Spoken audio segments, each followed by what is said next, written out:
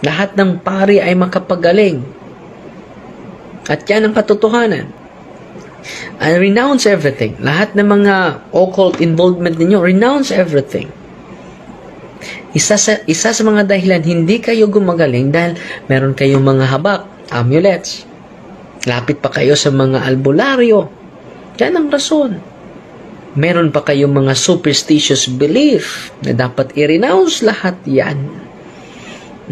Dahil yan ang isa sa mga rason bakit yung mga karamdaman natin ay hindi pa gumagaling hanggang ngayon. So, nangyari mga kapatid, nung pumupunta naman tayo sa Badian, merong from Camotes Island. Just imagine, ang layo.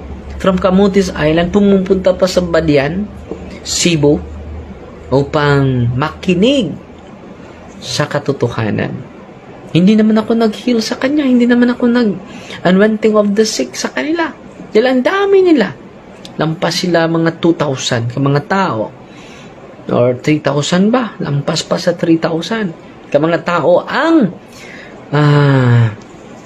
nakikinig.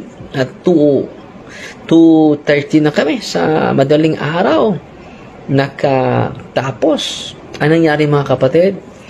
Itong babaeng